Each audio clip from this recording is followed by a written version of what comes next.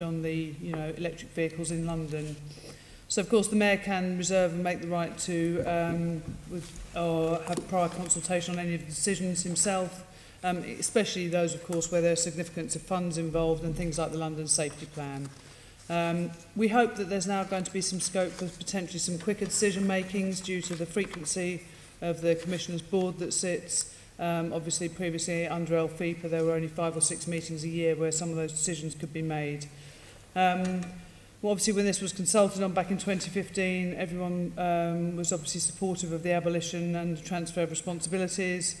And what I would say is it's still quite new for all of us, and I think we're finding our way with some of it. And I think there will have to be some changes made as we go along. But one of the things that we have absolutely pledged is that there will be no lowering of the levels of transparency involved in all our decision makings, and very importantly to make sure that the right people are involved in those decisions. We're going to plan to conduct a review in 6 months' time to see what decisions we've made, where things have gone, and whether or not things will need fine-tuning. Lovely, thank you. We're pleased to hear about that because I know for a fact my colleagues have been very happy with the amount of transparency that we've always had and would really wish for this to continue. So thank you for that, and thank you for that assurance. Deputy Mayor, how does the role as Deputy Mayor for Fire and Resilience differ from your previous role as Chair on LFIPA? It does feel like a new role, and it actually, as Dany explained, it requires a new way of working. And I think from a formal perspective, from the process perspective, obviously on LFIPA we had a range of committees, we had members who'd had a lot of experience, so those decisions that we were making as an authority actually had a lot of rigorous scrutiny from all sides in terms of people raising questions, people going through the papers. So I think that one of the challenges in terms of making sure that I get that process right going forward is making sure that we don't just rely on this committee to do that retrospectively, that actually we set in place ways of working that mean that we can still present the challenge to the decisions, that we can have robust discussions around strategy and performance, and that we actually still maintain the high-performing nature of the fire brigade, and we don't take anything for granted, and we don't allow the fact that we've got good relations between myself and the GLA and the fire brigade to make us complacent about the need to get the rigour in that part of the process. That's right. How will the new oversight provide Londoners with much clearer and more accountable decision making? So I think that what we're aiming for is to make sure that the transparency that we've had previously, we want to continue with that, but by publishing our agendas and by having the new London Fire Brigade website, which I'm immensely proud of, that gives people greater access to information in a far easier format. For instance, you can now access the website from all mobile devices very easily. It's very navigable, and we hope by being able to do that, people, we know that's one of the main ways that a lot of people access information now, so we hope that's going to be the feed-in. And on the point where there are London Fire Commissioner decisions to be made, they can actually access those. There's a tab specifically that says what we're considering on at the moment that enables them to then be fully part of that process. Can I add something about the sort of local government element and the sort of the role that local governments played? Because obviously over the past few years, local governments played quite an important role in terms of having councillors represented on the fire authority. And the lead members of London councils, I understand, are going to be in place sort of early June. And one of the first things I hope to be able to do is to have conversations with the relevant lead members about how best to make sure that we keep that link in terms of having that relationship with local government, because obviously the fire brigade is very much on a borough level, and those relationships are key, so we don't want to lose that in the mix either. I think that's right. Deputy Mayor, what do you think is your biggest opportunity and your biggest concern going forward? I think the biggest opportunity is around making sure that we take advantage of the fact that we can have agile decision making to keep up the the determination to make sure that London and Londoners are kept as safe as possible. I mean, today, I'm sure nobody's had an opportunity to read it fully, but today we've seen the Hackett Review published.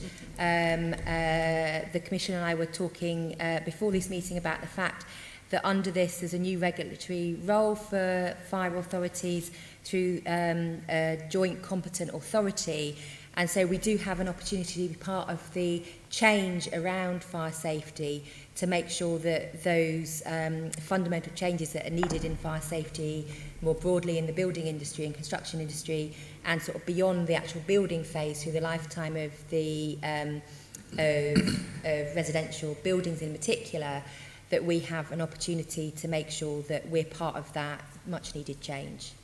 Yes, I'm sure my colleagues haven't had time to read it because of Exactly. we've all been in the same meeting all morning. Okay, can you, really this is for the Commissioner, what would you briefly outline as your priorities in the next 12 months? So following on from Deputy Mayor, obviously feeding into the outcome of the Hackett Review and the ongoing work around fire safety and our commitment to assisting local authorities in prioritising the buildings that need addressing, not only in relation to the ACM cladding but other fire safety regulation matters. That's obviously a key priority for us going forward. And also the total recalls campaign, which we've had some success around, but as you'll have seen this week is very much in the media again, with information last night on Watchdog again about, you know, the high profile nature of fires involving white goods, and that absolutely needs to maintain a priority for me. One of the main things as well is about increasing our youth engagement work. I'm very proud of the work we're doing so far, but I want to increase that and have a far wider reach, including approached us and said they've got one unit, they'd like to increase that, to be able to increase the numbers of, you know, especially vulnerable young adults, to give them an alternative, and especially when you've got the knife crime and gang crime culture going on there.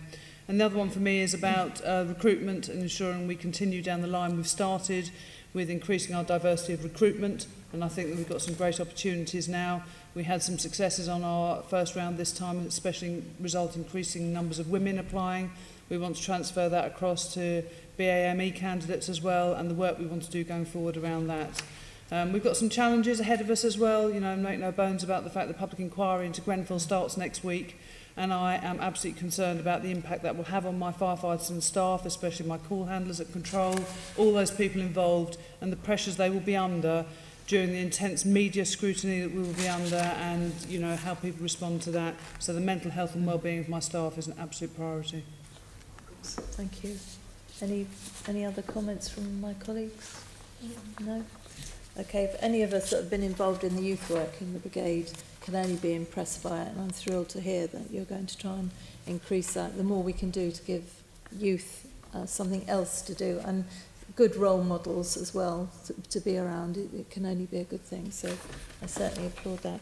So we're going into our second section now, which is headline performance. David is going to start us off with that.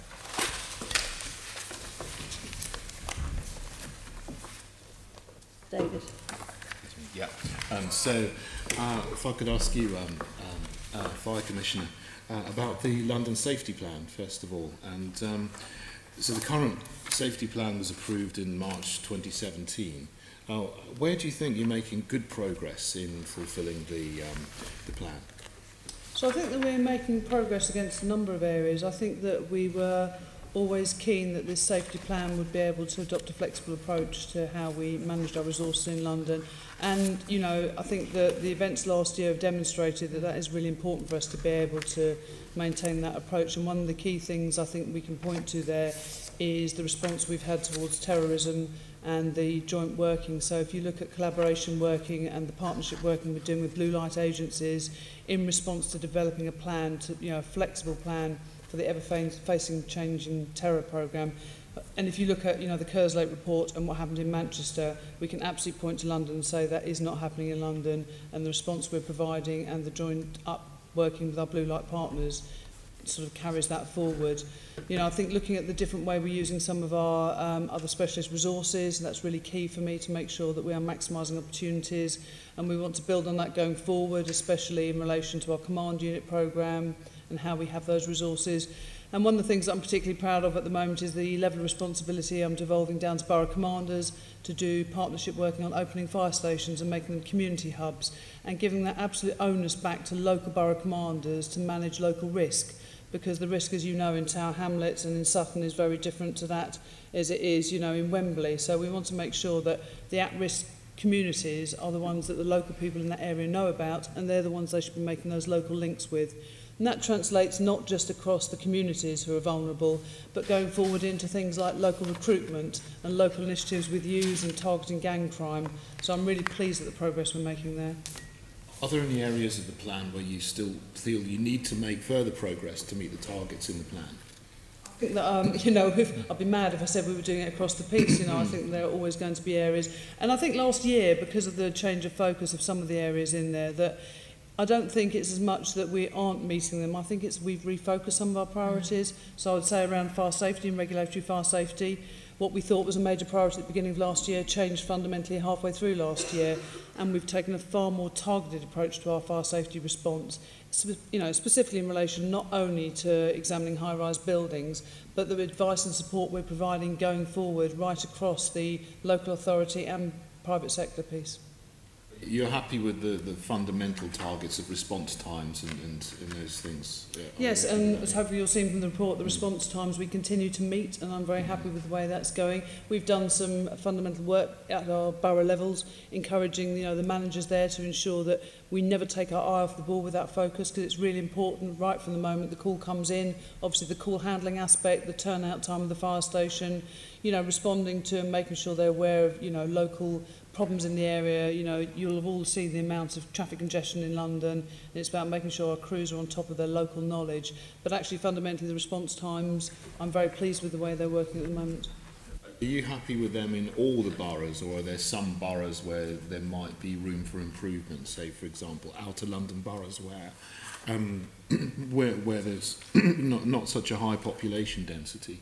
So we'll always strive to improve our attendance times. You know, that's I'm very pleased to say that in some of the London outer boroughs we've improved attendance times through Vision, our new mobilising system, because it does pick geographic mobilising, and that sometimes means it will pick a not London fire engine to be the first attendance because they are geographically nearer. We've also done some remodelling work on some of our fire stations to ensure that crews can respond more quickly. So we've done that, for instance, at Sidcup, because we know the area down there in Kent.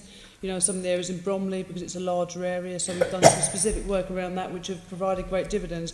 But we will always strive to improve our attendance times because, you know, as we've always said, that every second makes a difference. Okay, thank you. Fiona? Thank you, Chair.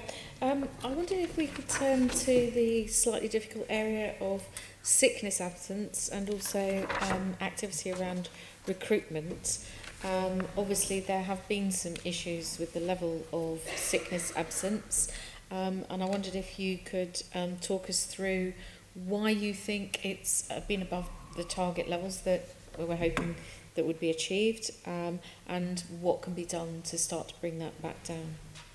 So I'll do some headline stuff, and then I might pass over to Tracy to do some detail of the work we're planning on doing. Sickness absence is a disappointment to me. It is a much higher level than I would like. There are a number of factors we can point towards, a number of specific targeted areas. And one of the things that now I am overall responsible and therefore, you know, responding to on that is that I have asked Tracy that I think we need to do a more detailed piece of work around it and reviewing whether or not the new measures we introduced are truly paying dividends, because I'm not sure at the moment that we are getting the results that we hoped for, and I think we might need to make some changes. There are some specifics around some of the nature of some of the absences. You know, obviously some of the sickness absence around mental health issues is something I've got an absolute key focus on, and I want to make sure that we've got the right measures in place to ensure that we're supporting our staff. There are also some issues around higher levels of sickness in some of our older operational workforce staff, and some work we want to do that Tracy and her team have started in actually doing preventative work around some physical health and well-being for some of the staff there. But we do have a number of initiatives in place that we hope to be able to address that. But I personally think a more fundamental review of our sickness absence is needed in order to address the issues. I think that's really welcome, because I think everyone understands that being a firefighter or working for the fire brigade is a stressful role, particularly obviously in the frontline roles where you're actually, you know, going out and literally fighting the fires. But at the same time, if you do have those higher levels of sickness, it then puts pressure on colleagues who are also in those very stressful roles. So whilst we don't want to be unsympathetic to the difficulty of some of the jobs, I think it's essential that we are able to scrutinise that you're taking steps to move forward on that, because of the knock-on impact on surrounding people who remain at work while some people who are absent. And it's good to hear that you're segmenting that into a series of different, because there are clearly some sort of different categories of staff where the sickness it does appear to be particularly high. I don't know who'd like to. I can see Fiona looks poised. Through the chair, I'd just like to add, I think that it is one of the things that I've been talking about with the Commission. It's obviously something that LFIPA, not least the chair, sort of had a considerable focus on. And one of the initiatives that I've been told about quite recently is around a firefighter from Hornchurch who's recently undertaken an MSc looking at nutrition and specialism in dietary and lifestyle interventions for London firefighters. And it was a surprise to me that actually, and somebody might have to correct me if I get the stats slightly wrong, that firefighters are twice as likely to be overweight as the general population, and or 50%, they're more likely to be overweight than the general population, and they're far more likely to suffer a heart attack. So actually sort of undertaking sort of innovative work and looking at whether there's interventions that can be carried out at a fire station level are going to be part of the picture, as well as looking at the procedures. And I think Tracy's probably got more information about that. Yes. So I think, as you said, what we're seeking to do is to do both reactive and proactive work. So the proactive work, particularly in the areas of mental health, which you'll be aware of, the expansion of our counselling team, much greater awareness around mental health issues. And similarly, we have a firefighter who's had his own mental health difficulties, but he's currently on secondment, going around to fire stations and talking to firefighters about his own experience of dealing with mental health. And speaking to them on, in their own terms about their own work, and that's been very successful. And similarly, the firefighter who's now going to be seconded to work on nutrition, who has done award-winning work around nutrition and firefighters, and is similarly going to be visiting fire stations and giving advice on diet, and coupled with the fitness advice that our fitness team is also giving. And we're developing with the FBU a fitness standard to encourage more on-station fitness sessions, and those will be coming out on board. So that's some of the more proactive work. And then obviously the reactive work is about looking at the sickness statistics, as you say, and seeking to tackle those. So working with the fire stations management team, we've now set up a dedicated health and absence management team within People Services. And we're doing particular working at hotspots, and also looking at areas of best practice, and where areas are managing to bring their sickness levels down. What have they done, and how can that be applied elsewhere? So we are trying to look at both. I mean, I think that's something we'll probably want to continue to follow, and I think it will be interesting to see whether the improvements in terms of nutritional advice and advice around exercise regimes are then able to impact on the stress and anxiety and depression areas which have been identified in the figures here as being a particular area for concern, but also I think recent research more widely done, not just in the fire brigade, is showing that link. And obviously this is Mental Health Awareness Week, so some of the ways that you can start to tackle it is by making sure everyone has good access to open spaces and good nutrition and exercise. So I think that will be good for us to continue to follow that. I wondered if we could just turn to the other side, which is the thorny issue which has come up a couple of times around recruitment. And I think Florence is going to ask some specific questions about where we are in terms of diversity. But I know that there have been some issues about bringing in new recruits, and then also a bit about retention, I think, as well. Could you tell us where we are on that, and what are we going to do to improve this going forward? So, following from the what I'd absolutely say is the success of our last recruitment campaign in increasing the numbers of women applicants, which I'm very pleased about, And not only have we had the campaign, which was very high in social media campaign, mainly about describing the role of a firefighter and the different skills that women can bring and how, you know, great women are as firefighters. But we've also got a number of local initiatives in boroughs where they're actively going to the community, supporting women through the application process. So, for instance, in Bromley Borough, one of the stations there has opened its doors and they encourage women to apply. And the women that have applied, they've got them coming back time and time again to do some work around fitness and around interview skills. And they've got a team of them that are encouraging the women to work together, which is a fantastic initiative in a local area. I'm very pleased with that. The next area I want to obviously turn to as well is the issue of black and minority ethnic recruitment. And I think that people get hung up on that because they say you should just do this. That's a really massive population we're talking about with numbering, you know, varying different aspects of it. Not one size fits all about going out to recruit them and talk to those groups of people. So it is very much about local targeted recruitment for me. But the piece of work that we brought to you that we undertook to understand why women weren't applying to be firefighters, we're now going to repeat that and look at black and minority ethnic communities and look at barriers to them understanding the role of a firefighter and to join London Fire Brigade. So that piece of work is currently being commissioned, I think, to go out to have a look at that. But in the meantime, it is very much for me about the local borough commanders going into their local communities, recognising where those communities are and having those conversations, you know, making sure local firefighters are the ones talking to them about that job description and that role. We saw an increase in the numbers of applicants from the last round, which I was very positive about. We're obviously tracking them through now, so most of them have gone through their first online testing. We're getting the results of those coming through now. But what we'll aim to see very much, I want to see, is no drop in the numbers of those applicants from the underrepresented groups to ensure that where we've targeted and got them, we aren't then losing them subsequently. Yes, because the retention, I think, has been an issue as well, hasn't it? And it's no good bringing in a greater diversity of new recruits if they then don't stay the course, because obviously we want to see everybody at the 30-year celebrations here at some point in the future. And very much, and one that focus for me is around the staff groups we've got. So we've got a really fantastic number of staff support groups, and they come together under one functional group, which is chaired by Keeley, who's actually here at the moment, and Pat Goldborn. And they sit and all of the staff support groups meet, and they can raise issues in the current agenda, and then the groups will then report in via their leads to myself and the directors, so they can raise issues where they think there are areas for concern. We obviously do all the monitoring constantly to make sure that, you know, we are aware of anybody, and that if anyone does go, we, you know, try to get in before they go, but we do have exit interviews that are very rigorous now about why people are leaving. One of the things I think we will find and we can expect going forward is because of the changes in the pension regulations that people will see it not necessarily as a career for life, because it is more flexible around the pensions. Previously we were tied into a pension scheme that meant that people didn't leave, but there may be a churn of people.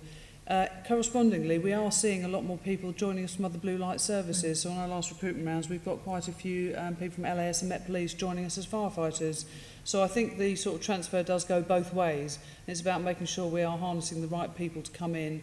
And I think that if you attract the right people and target them and they understand what the job is, they're more likely to stay. I think potentially in the past we were guilty of just seeking people for a specific reason, but without getting absolutely the right people with the right work ethic who want to be firefighters, who understand the community work. And I think if people only ever joined thinking the job was just about going out on red fire engines and putting fires out, people can become bored quite quickly, because as you're aware, the percentage of the work, you know, that is actually involved in training and local community engagement and fire prevention is far higher. So the understanding of the role, I think, is key to me, to maintaining people and encouraging that, you know, they come in. And we're doing a lot of work around talent management and development opportunities for people once they do come in, so they understand the different roles they can go into, you know, fire investigation, fire safety, and all those areas that they can sort of explore different potential.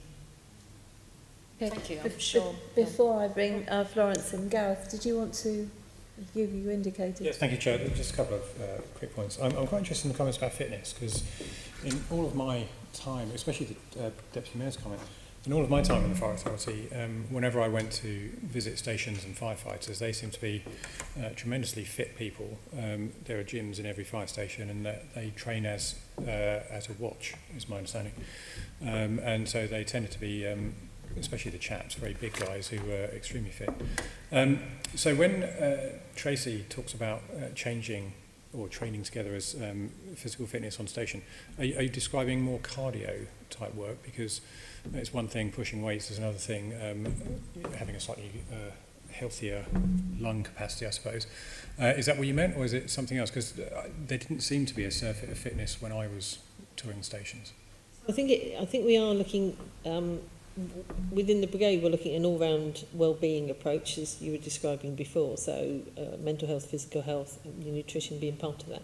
But on a national level, there's been a move, as I understand it, for some years to introduce a national fitness standard. And London hasn't introduced that yet, but we are looking to introduce it. One of the reasons why we haven't introduced it was when we tested it against our workforce, because we've got a larger number of women firefighters, we found that the standards that have been set nationally we didn't feel were applicable for women. They would discriminate against women firefighters. So we've been working with the FBU on a new standard. But once that comes into place, I understand it, there will then be baseline fitness levels and support from the fitness team, and people will be expected to reach a level of fitness over a period of time and to maintain that. So we will be seeking to as I say, to set a sort of standard of fitness which we expect people to maintain throughout their career, and that obviously relates also to then their fitness for work. And as I understand it, yes, it is. It's not just about muscle. It is about it measures lung capacity, and it's all round fitness really to do the job. One other point while I've got the floor, the issue of retention. Pick up on a comment the Commissioner made. The fire brigade is often compared unfavourably with, say, changes that have been made in the police around diversity as well as gender balance. But of course, you are much smaller than the Metropolitan Police, fewer than 5,000 firefighters. And if people are staying for 30 years, as was the old model, your capacity to change that is severely limited. Is this then an opportunity if people are leaving, if they're not treating it as a job for life, does that increase the opportunity that you would have for changing the demographic and gender balance of the firefighter? Obviously, quite rightly, we need vacancies in order to be able to recruit to those vacancies to change that balance. And where we have got people who are choosing not to stay as a career for life, it is important then about targeting the right people to fill those vacancies and using that as an opportunity. What we absolutely want to make sure is that where we have people, they are leaving for the right reason, not the wrong reason. So if the right reason is you want to change your career and take your life in a different path, that's fine. What we don't ever want is people leaving because they feel they've not been treated well or they're having a miserable time at work, and that is very much the balance for me about, I'm very happy if people come and say they want to leave because they're going to go off and become an Eskimo, something that's fine. They can do what they like. If they want to go trekking in, across the world, if they want to take a different career path, that's great. What I don't want them coming to me is saying, I'm leaving because I've had a really bad time and you've treated me horribly. So it's about the opportunity there, but making sure that the retention issue is around people being treated fairly. Okay, and on that then, the pension changes kicked in 3 years ago. Have you noticed a difference in reasons justified for why people are leaving? Well, certainly, I'm working from memory. I think it's about 68% of our leavers are retiring. So the vast majority of people operational staff who leave the service are leaving on retirement. So we don't have huge turnover, but the turnover we did is largely driven by retirement. But that, as you say, that just gives us an opportunity. That's partly why we've got the number of vacancies that were created over the last couple of years, which we've been seeking to fill. But those are opportunities for us to bring in, new and new talent into the what I'm getting at is that we're not suddenly seeing firefighters leaving because they feel they're not being treated appropriately. It's normal. Yeah, it's normal turnover. So, and we see other people who are getting different opportunities to go and do something different, which is fine. So we're not seeing people leaving in droves through being miserable. No, I'd be, and if it was, I'd be all over that. That would be a real major concern to me. Andrew? Yeah, just a quick one. The underspend on operational staff is 4 million last year, and it seems to be a recurrent pattern year on year, underspending on operational staff because we're below establishment. So, straightforward question really, how long, given the levels of recruitment we're doing now, will it take to get to establishment? So our plan is the targets that we set ourselves in the campaign that we're currently running. We're seeking to be at full establishment for firefighters we were working with the AC fire station yesterday by May of next year. So as you know, there's quite a long leading period in the recruitment of a firefighter and then the training of a firefighter until they're actually operationally on station. But we're looking to be fully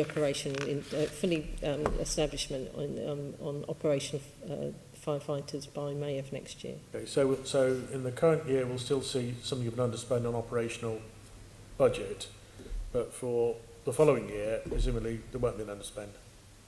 So for the current year, we took about 3.6 million out as part of the budget setting process as a one-off saving in recognition of the fact that we were under establishment. If we do, all things being equal, achieve our plans on recruitment, then we wouldn't expect to be underspending in 1920. Right, okay. Assembly Member Cooper covered some of the points that I was going to answer, but just to come back specifically on that recruitment and retention, and I think it's good to see the four of you up here, and I think, you know, Fire Commissioner, you know, you being a woman, it's a really, really proud, strong statement. And I do remember seeing a number of those ads, because they'd always come up on my Facebook page, and the sponsorship, and one of the pictures was a really nice BME firefighter, and I thought, oh, looks very smart and professional. One of the things I wanted to ask is that we've seen that your target for women has held up, and it's actually quite a positive story, but BME women on that, it's not quite good, especially in trainee firefighters. What more do you think that the brigade can do in the next year to try and address that? One of the key things is that we have our outreach team who are now fully staffed and are out in the community, working specifically with our local communities with the view of targeting them for recruitment. As I said, one of the other things is that I've been talking specifically to Tom George, Director of Operations, about the role I want borough commanders and local fire stations to play. Very much part of the whole opening the doors to the community is about allowing the community to understand the work of a firefighter and therefore to potentially attract a different group of people who might not have considered the role. And that's very specific into the local communities in London that have got those different diverse people in them, and about explaining to them what the role of a firefighter. We're also doing a lot of work around role models, making sure that when we do any media advertising or we get people, you know, we get any opportunity that we're using our role model firefighters, our black minority ethnic firefighters to come forward and speak in the media or to take part in, you know, different activities so that people can see people that look like them taking the role of a firefighter, because we know that's a very important aspect of people thinking about applying for a role, is that someone who looks like them does that role already. So we've got a number of different strands, and this piece of research we're going to undertake to try and identify what barriers there might be and what we can do to break those down. Just to you, Deputy Mayor, how will you be holding the Commissioner to account on this, which, you know, is something that is quite important?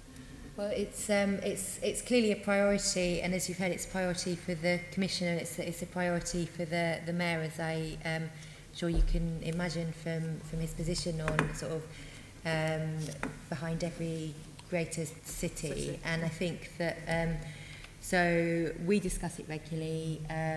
We've discussed the stats as they've come through for this recruitment round at every single stage, and we'll continue to do that. And I know that the challenge is, and I think it's easy to sort of, one of the challenges remains that actually people's perceptions about roles start so early on in their careers that actually it's not necessarily on a Facebook campaign that we need to be doing the influencing. It's in the primary schools and getting those role models out in the primary schools as well.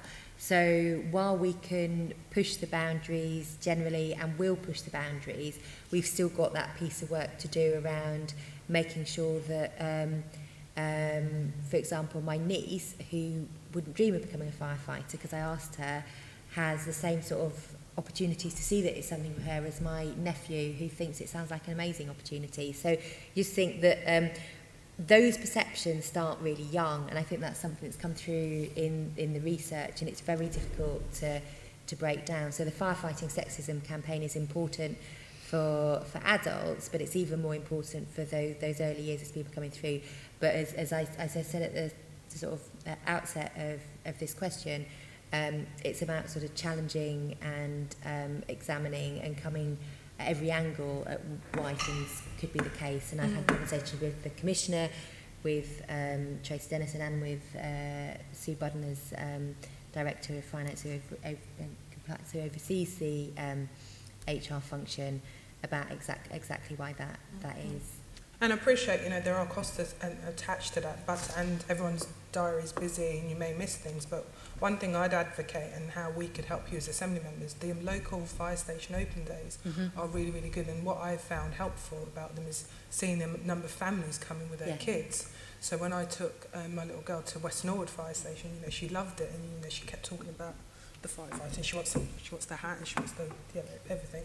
So I think how we can get information about when they're coming up, so that we can actually plan the Assembly members to go along, telling some of the groups that we know, some of those families that we work with, so that again, you know, everyone knows that the role of a firefighter is for them, that you can get involved. So I'd appreciate if we get some more information about that. That'd be great, and we'd really welcome any opportunity that any Assembly members have to support that. And of course the other link in is through our cadets, because anyone who's ever seen our cadets, they look like I want London Fire Brigade to look. You know, they're a fantastically diverse bunch, and Tracy's working now on how we can have a transfer of the cadets going through into apprenticeships and firefighting roles. So that's really key for me, because they're a great source of, you know, people who are interested in London Fire Brigade, who've already given up their own time to commit to being cadets, and the volunteers we have who come along and work with our cadets, who are from the local community in London as well. Thank you. Just finally, I just wanted to ask about the replacement of the mobile data terminal project, which, again, there's been many delays, and the latest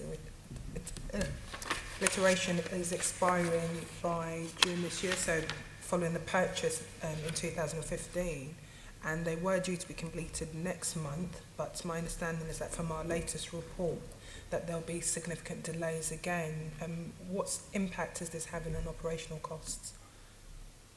At the moment, so just to clarify one point, unfortunately the date of January 8th, 2018 was an error, and the last project update, as those of you who are on Strategy Committee are aware, went to Strategy on the 12th of March this year. We are reporting the project as amber because of the delays. A lot of those are technical difficulties. A lot of that is setting up complex network connections with BT and Vodafone to enable the sat-nav devices to work and the tablets to comply. And a lot of that is about ICT security standards to make sure the transfer of information we have is a secure transfer and it isn't accessible to anyone who might want to, you know, do harm to it. We've also got some issues around the supply of the new software and some of the difficulties with transition with Windows 10. We did carry out a project health check by our project management office earlier this month, and it's, you know, it has been technical issues predominantly have been driving it, but we've now got a go live time frame for mid-July and forecast end date for the project of January 2019. It is a piece of kit that our firefighters are very pleased and welcome to see. We've done some trialling with them and they like the functionality of it. Obviously, it's not impacting on day-to-day operational activities at the moment. It is something that will be a future enhancement and benefit. But as with quite a lot of these things we find, part of it is about, you know, the complexity of London Fire Brigade and the ICT requirements and security requirements. And one of the things that we are very conscious of with all of the security, you know, potential breaches and cyber issues, that we make sure this is done and rolled out in the right way to ensure data compliance. So you're confident in terms of it's not having an impact on operational response? Yes. Okay, thank you. Thank you, Chair. Okay, thank you. Now we come to our third section on the Grenfell Tower fire update. And before we start, I've spoken to you. If at any point we stray into something that you don't feel comfortable in answering because of the inquiry, then please just say that. We do thoroughly understand. Andrew's going to answer these questions. Yeah, well, I've got plenty to ask about without having gone to the inquiry of the police investigation. Can I start off in the I forgot what this document's called. In the quarterly performance report on page 10, you give us some data on the fire safety inspections that have been happening so far. I just wanted to check where we've got to with that. It says here you've done 740 inspections from 1,500 referrals. Presuming that's to do with publicly owned residential, council or housing association. Have we completed all the ones we need to do in relation to social housing? So it's an ongoing piece of work. So I would say for a lot of these there isn't a completed, because what it is we've gone out to a lot of these properties And where we've done a lot more specific targeted inspections, we have issued a lot more, as you've seen, of the notice of deficiencies. So it's never a completed piece of work, because that's a piece of work we go out and we identify where there's areas for improvement. We then have to go back and revisit those in a timely fashion. So it is an ongoing programme of work. My teams are working, outstandingly well to try and address the additional workload that's been provided by that.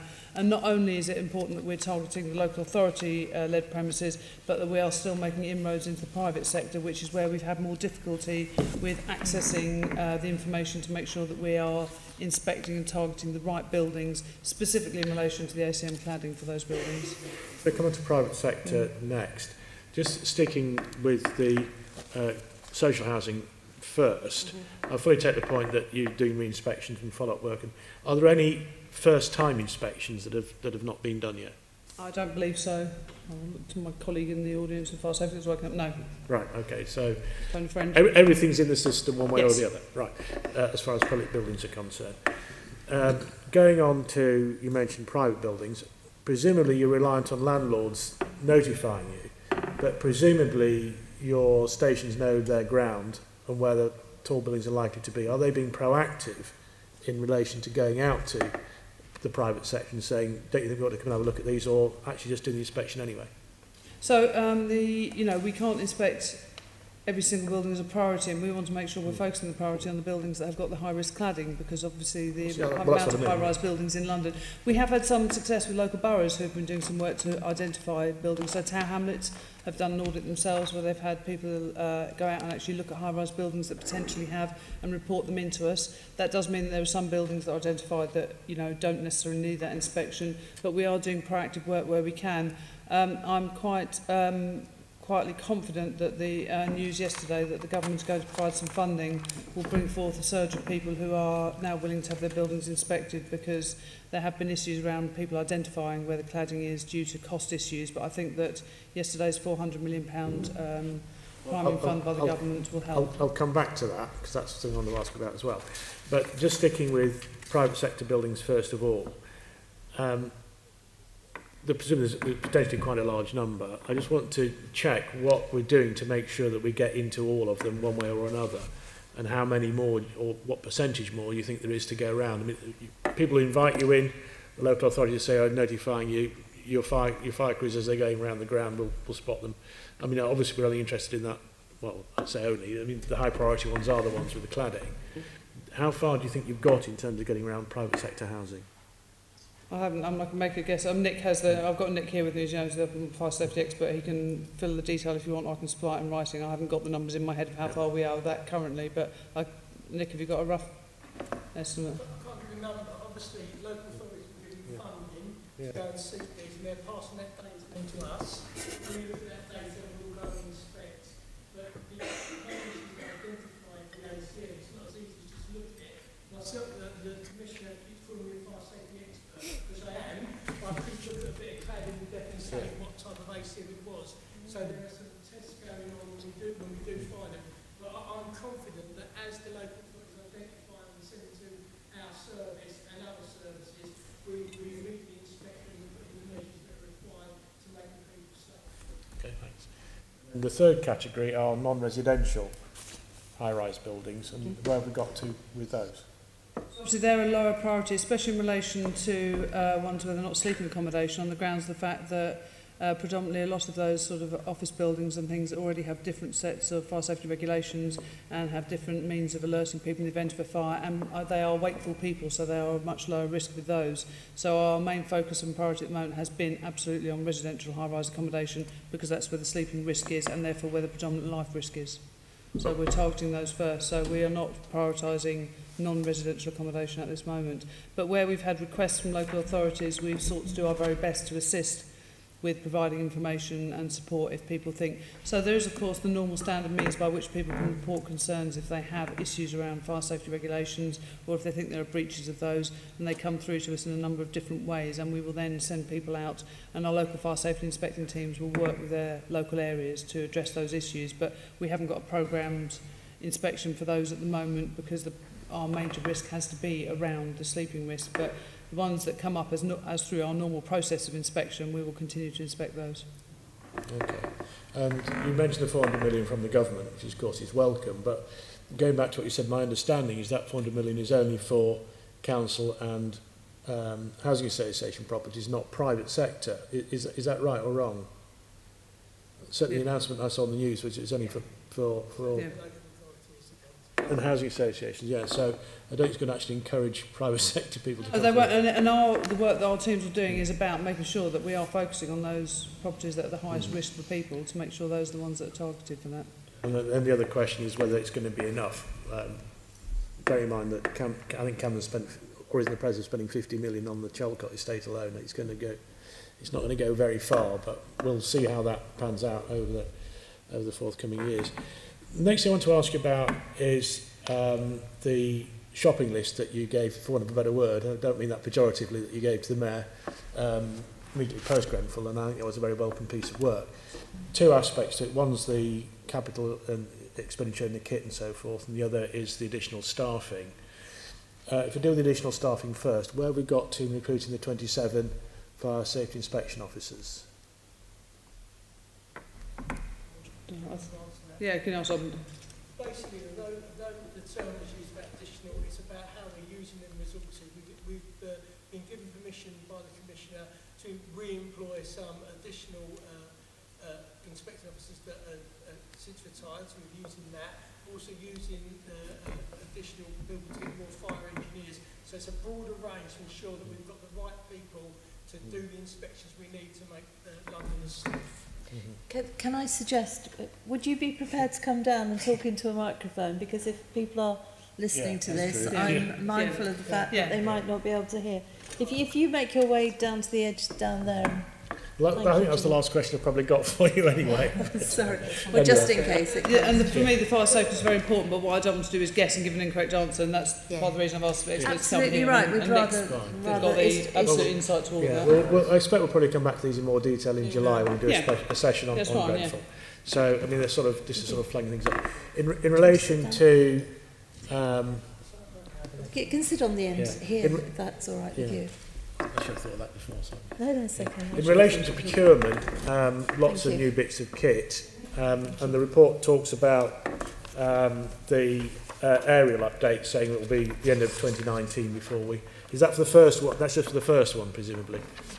Is it 5 we're getting, of the height of the... So at the moment we're still looking at we haven't decided on which is our preferred bidder. Obviously that's going to tender in June, I think. So, and we've looked at the number of extended height aerial appliances as part of the overall replacement of our fleet, and we haven't yet put our feet down exactly, because part of that is about the modification of the existing fire stations, because they are so much larger, and it's making sure that we balance the need for those extended height with the amount of modification that we'd be required to do of our fire stations. And it does depend on which one of those appliances we settle on as to what the actual specification is of it. But we think we're going to tender in June for that. So the 2019 date is about the whole of the replacement of the fleet, not just the extended height, because obviously it's part of a package of replacing all 15 of our aerial appliances. That's the end of 2019 isn't the end of the procurement. That's effectively the start of them coming on. It depends which manufacturer we go with. It depends on the actual date of the delivery of the vehicles, as it fits in their schedules of supply of vehicles. Okay, EDBA. So EDBA obviously is the part of the replacement breathing apparatus project. We've got a team at the moment looking at the new technologies. It's not just about having, as you are fully aware, the ability to have extended duration. It's about the firefighter safety in with that, and about the actual ability of firefighters and how long they can wear breathing apparatus for, and how long it is safe to put people into extreme environments for that. So there is a whole respiratory project working on that at the moment. They're making good inroads into looking at new technologies. And so if we're having the meeting in July about those kits, I can bring back further detail on where we are. Well, the timetable will be helpful, and presumably that includes Bluetooth technology as well. Yes, definitely Bluetooth technology for the, yes, obviously one of the issues we do have at the moment about the BA radio interface equipment is that it is cabled equipment which can cause a snagging hazard, so we definitely want Bluetooth technology for that for the future. And drones? Yeah, looking at drones. So there's a number of different aspects with drones. As you will be aware, you can go down to your local electrical store and buy yourself a small drone, or you can spend multi-million pounds on them. We're doing that in conjunction with our blue light partners as well, because obviously there's a scale of economies there about how best we can use them and whether it's a shared resource, whether it's something we purchase or whether it's something we lease. So there is a very large-scale project at sort of technology for drones and how we go forward with those. And well, presumably we can have more detail of that in July when we come to it. And then the Hackett review, which was published today, and I haven't read 150 pages yet either. I'm not sure if you've, well, how far you've got with it, but what are your initial reactions? So again, we'll come back to this in July, I think, in more detail. But what are your initial reactions to her final recommendations? So I'm very pleased with a lot of the recommendations we've had, and I'm very pleased, and actually I'm also very publicly on record my thanks to Nick, who's worked very closely with Dame Judith Hackett on her review, providing expert technical advice to her, and I'm very pleased to see a lot of the things that we sought to be in there are in the recommendations. I'm very pleased that the Deputy Mayor talked about the the future of having the fire services enabling to be part of that process and part of the scrutiny process for that. I think that's very welcome around some of the regulation changes as well. So I think there are a lot of opportunities in the review to ensure that going forward we can make London safer. But like anyone else, I have not read the detail of it yet. Okay, well, so we'll come back to that next time. The last question, which is one about the inquiry, but I think it's one you can answer.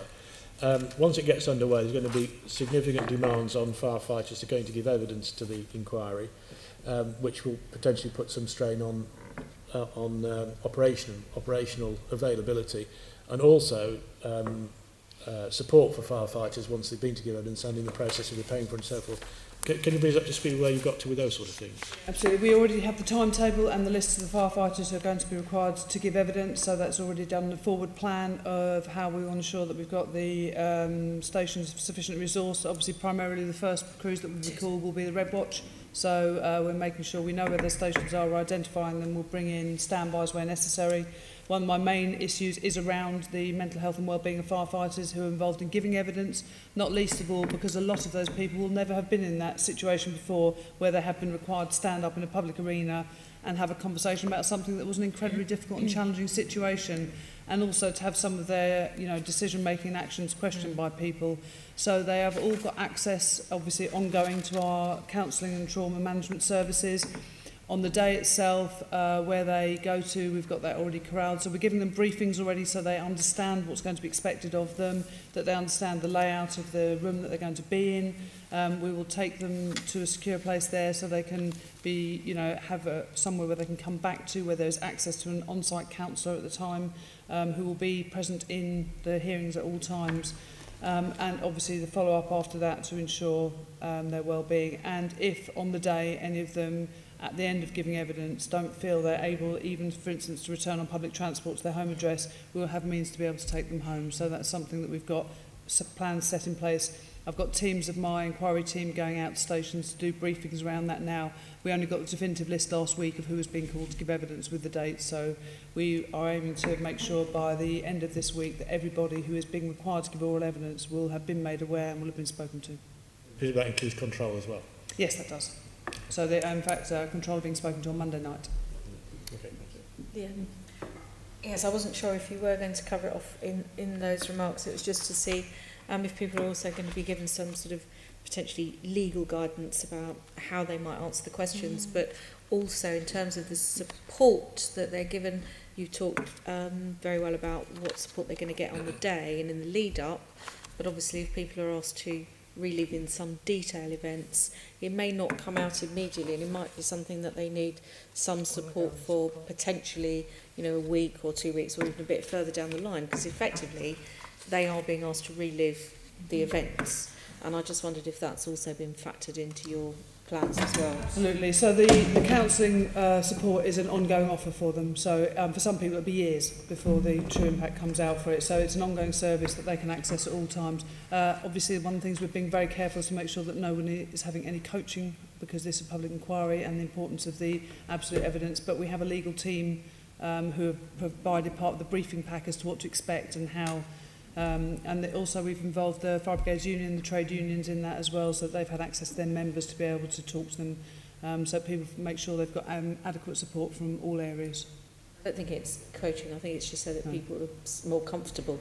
Yeah, and what I want to make sure is clear is that we want to make sure that there is no accusation of that, because I don't want anyone to be able to say to any of my firefighters, have you been coached as to what to say, because obviously the prejudice of the inquiry, but making sure they've got all the support and the information to understand how the process works is really key.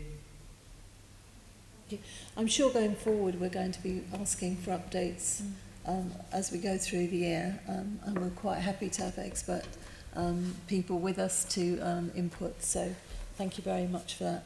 I don't think we'll need this gentleman in the next section in resilience and emergency planning. Thank you so much.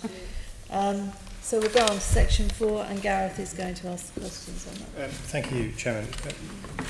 As we all know, this is the debut meeting of the inaugural Fire, Resilience and Emergency Planning Committee, and the latter half of that title is something that often gets overlooked when we talk about fire.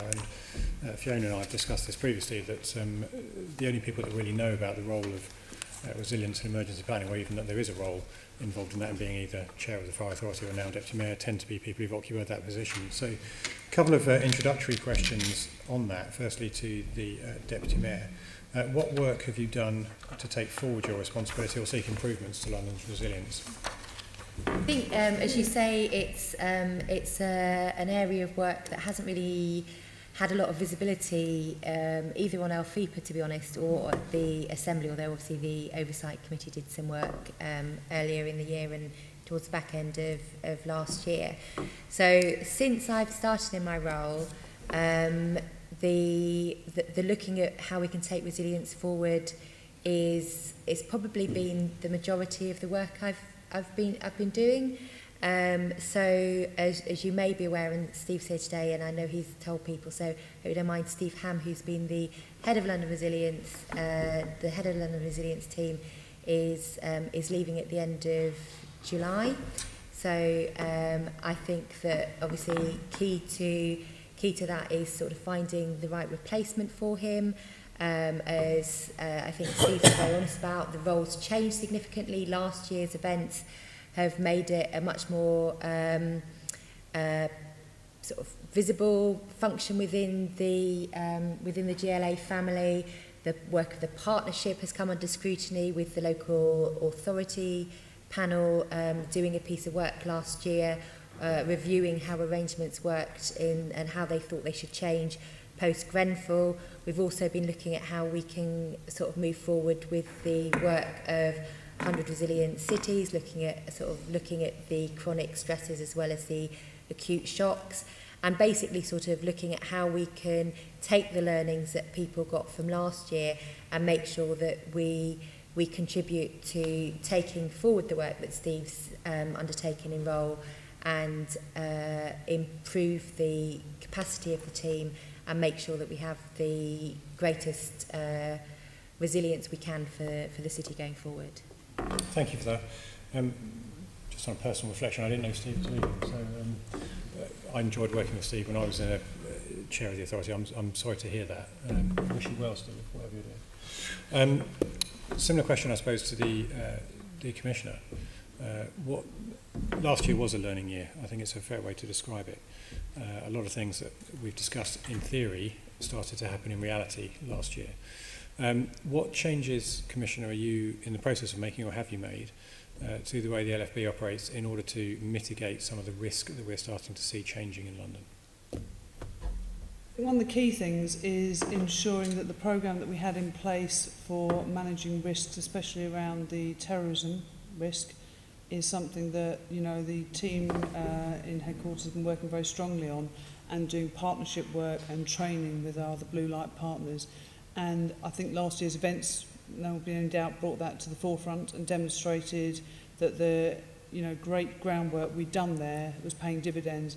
But now very much it's about looking to the future and understanding that some of the risks that we predicted and some of the issues that we were looking at have changed greatly, and the nature of the low-level, sort of easier type of attack, the vehicle-borne attacks that we've seen a lot of, those are the ones that we need to make sure that our plans are flexible enough to be able to respond to, and the training that we do, especially with our police and LAS partners, continues to build and be reinforced.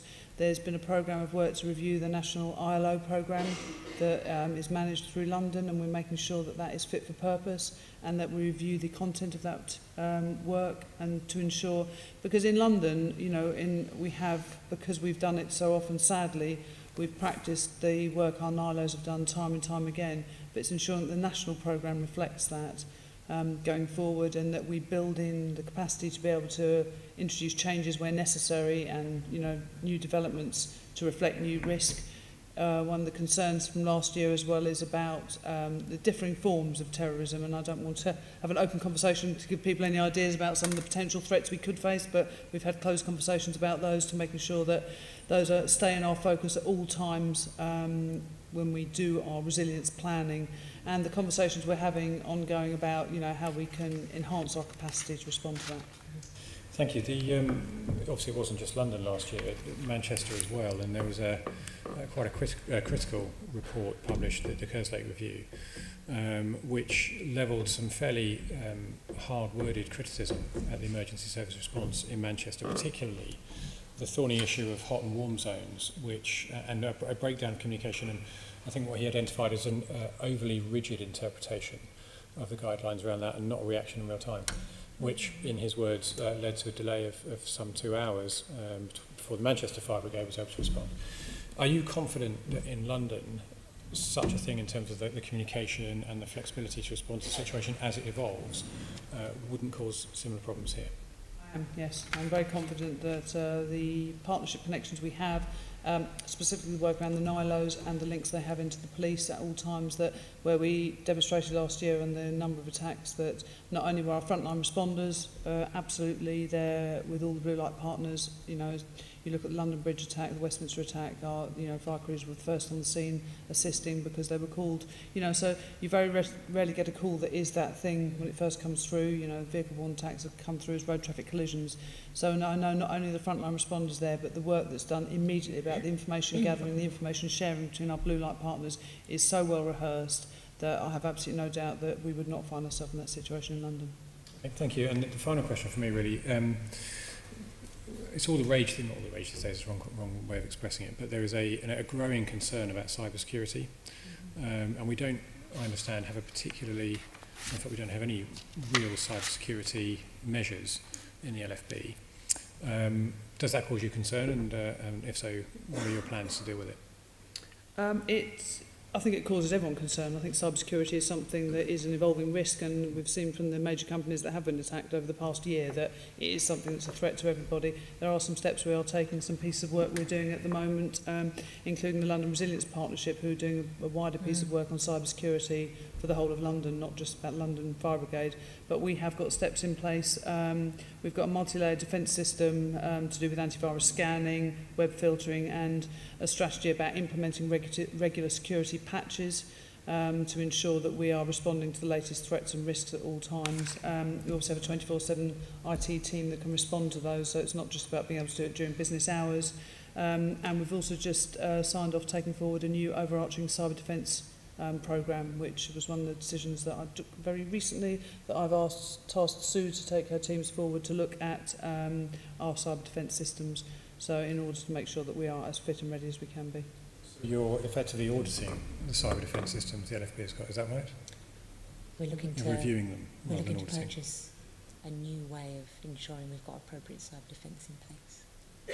Are you able to say any more about that, or is this something that can't be done in The public? decision we took through the LFC was to go out to tender, potentially in discussion with the members of the group about the best way of having an intelligent cyber defence solution in place that is able to flex itself to anticipate the sorts of attacks that you might get, rather than having to directly employ people ourselves who have that kind of knowledge. So has the tender gone out yet? I don't know. We only quite recently took the decision to initiate the procurement, so I'd have to come back to you about the dates for that. Okay, that's fine. Perhaps normally after this we would write to you, and that would be one of the things, perhaps, Chair, that we could sweep up in the letter, and maybe you could write back. Yeah. Thank you very much. Thank you. Any other questions? Well, that brings us to the end of our questions. Thank you very much, all of you, for attending, and the gentleman in the audience for giving us all that information. So, committee, can we note the report including the performance report from the London Fire Commissioner and today's discussion? Noted. Thank you. Can we agree proposals for the committee as set out in the report? Agree to use the meeting on the 19th of July to consider the fire safety post-Grenfell.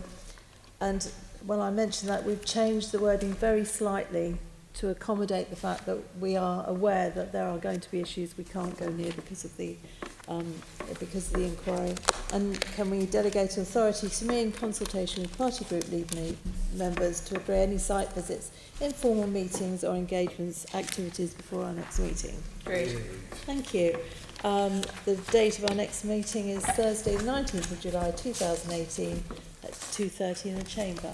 There is no any other business, so meeting ended. Thank you.